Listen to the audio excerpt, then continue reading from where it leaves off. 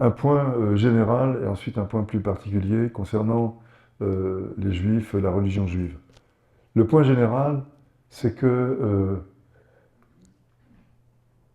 la religion offre une sorte de bassin de ressources disponibles, immédiatement prêtes à l'emploi, pour à peu près n'importe quelle visée politique. Euh, pour certains, le judaïsme est la religion du droit, de la paix, de la délibération. On aime vanter ce qu'on appelle le pilpoul, c'est-à-dire les, une façon d'argumenter, de contre-argumenter, de contre-contre-argumenter. Bref, on vante les mérites de la délibération, de l'interprétation pacifique, de l'étude du livre, etc.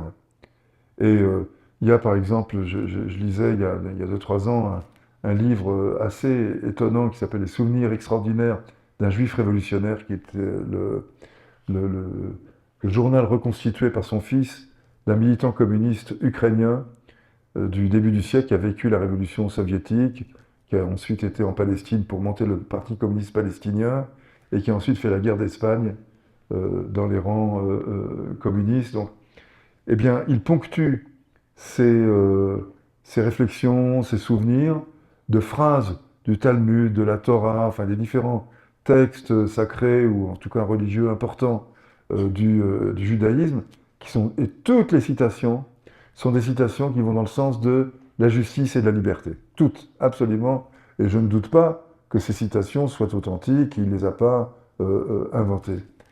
Vous regardez un Ben-Gvir ou un Smotrich, il va vous sortir toutes les citations qui sont en faveur de la domination, de la violence, de la suprématie juive, du désir de vengeance. Le livre d'Esther, par exemple, on va fêter Pâques dans quelques jours. Le Seder, c'est-à-dire le livre de prière pour Pâques, est rempli d'appels à la vengeance, où il s'agit d'épargner ni les animaux, ni les bébés, ni les femmes, etc. Bref, la religion juive, comme les religions chrétiennes, puisqu'il y en a plusieurs, comme les religions musulmanes, se prêtent à ces usages. Vous entendrez nombre d'imams dire que l'islam est une religion de paix. Moi, je ne les crois pas. Je crois simplement que l'islam, comme toutes les religions, contient les ressources qui peuvent justifier la paix. Mais il contient aussi les ressources inverses qui peuvent justifier la guerre. Et moi, souvent, je me sens dans la position d'un musulman qui doit se justifier de Daesh ou d'Al-Qaïda, qui sont des espèces de caricatures grimaçantes et terrifiantes de l'islam, mais qui puisent indiscutablement dans certains versets du Coran, des hadiths, enfin bref, des textes comme la Torah, le Talmud, du côté juif. Donc aucune de ces religions n'est ni de paix ni de guerre. Elle est un ensemble complexe, un mélange indistinct de tout cela, et ce sont les intentions de ceux qui les utilisent qui organisent le discours de la religion en direction de la guerre ou en direction de la paix. C'est ce que... Il y a une controverse il y a quelques années assez frappante en France entre deux chercheurs sur l'islam. L'un, Gilles Kepel, qu'on en voit beaucoup dans les médias, surtout, je dois dire, dans les médias de droite, dans Bolloré-Land, quoi. Et Olivier Roy, qu'on entend beaucoup moins, mais bon, il est enseignant en Italie, à l'Institut français de Florence, c'est moins pratique. Et puis, il a un discours ne correspond pas à cela. Mais en gros, Gilles Kepel explique que c'est l'islam qui est radicalisé, qui est en lui-même radical, et que donc il accueille ceux qui veulent le faire, alors que euh, Olivier Roy dit, d'après des enquêtes qu'il a faites, hein, l'un et l'autre se renvoient au visage des enquêtes, mais je trouve que les unes sont plus vraisemblables que d'autres, et celle d'Olivier Roy me semble plus sérieuse que d'autres. Il explique que c'est la radicalité qui est première et l'islamisation de celle-ci qui est seconde. on cherche une radicalité, on ne la trouve plus dans Action directe, dans la Rote Armee, dans la RAF allemande, dans Potere Operaio italien. Enfin, il n'y a plus de groupe d'ultra-gauche capable d'accueillir ces radicalités. Alors, c'est une certaine forme d'ultra-droite religieuse, puisque moi je les classe dans l'ultra-droite, ces groupes Al-Qaïda ou Daesh, etc. Et c'est là, c'est donc une radicalité liée à des situations sociales données, à des moments de l'histoire, qui investit une religion.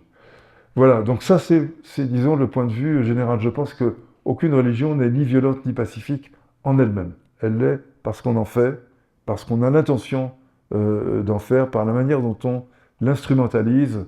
Et je ne crois pas qu'il y ait de fausse ou de véritable instrumentalisation. Il y a des instrumentalisations, point. C'est tout. Mais alors, pour ce qui est des Juifs plus particulièrement, il y a un effort qui est fait dans ce sens-là, par des jeunes d'ailleurs, assez curieusement, qui se regroupent dans l'organisation Tzedek, qui est liée à l'UJFP, l'Union des Juifs Français pour la Paix. Vous avez reçu, m'a-t-on dit, Pierre Stamboul, ici, donc l'un des coprésidents ou vice-présidents, je ne sais plus. Lui, il est franchement dans l'athéisme, le dépassement de la religion. La religion n'est pas son fait. Lui, c'est la question du sionisme qui l'intéresse, pas celle de la religion juive. Mais les jeunes gens qui ont créé Tzedek, d'une part, bon, c'est un renouvellement générationnel du judaïsme antisioniste, mais un renouvellement qui accorde de l'importance à la religion, tandis que la religion précédente, la génération précédente, pardon, n'accordait aucune importance à la religion elle-même. Et donc, ils veulent d'une certaine manière, je trouve le propos, comment dire, généreux et digne d'admiration, ils veulent sauver la judéité de l'extrémisme fasciste du sionisme, quoi. Ils veulent sauver la judéité du sionisme. Parce que quand on regarde ce que le sionisme a fait au judaïsme et à la judéité, il en a fait un portrait aujourd'hui grimaçant. Dans les années 70, ça pouvait être plus acceptable. C'était le kibbutz, c'était les rescapés des camps qui faisaient fleurir le désert. Disons, la propagande sioniste type Exodus avait admirablement marché. Ça allait comme sur des roulettes. La réalité était évidemment autre. C'était déjà la colonisation, c'était déjà la chasse aux infiltrés, etc. Mais l'image, elle, avait quelque chose de tout à fait constructif, généreux, ouvert, moderne, libéré. Enfin, toutes les épithètes favorables pouvaient s'accoler à Israël. Regardez le chemin parcouru en l'espace de 50 ans. C'est le chemin vers la disparition, la noirceur, l'engloutissement dans la violence. Et c'est ça. Donc aujourd'hui, c'est de ça qu'il s'agit. Eh bien, ce sionisme-là, il est évidemment fondé sur une idée religieuse, la promesse qu'Abraham a reçue de Dieu, que sa descendance serait rassemblée sur la terre d'Israël et le royaume d'Israël prendrait forme là. Donc le sionisme est une idéologie pas véritablement religieuse, mais qui ne correspond en rien à la laïcité dont il se réclame. C'est, disons, une idéologie séculière, parce que des laïcs, des non-croyants peuvent y adhérer, mais c'est certainement pas une idéologie laïque, contrairement au Bobard, l'un des nombreux Bobards que les sionistes cherchent à faire passer dans la société. Bref, je termine là. Tzedek existe et ils entendent redonner un peu de vigueur morale au judaïsme qui ploie sous les coups du sionisme, en effet, en ce moment.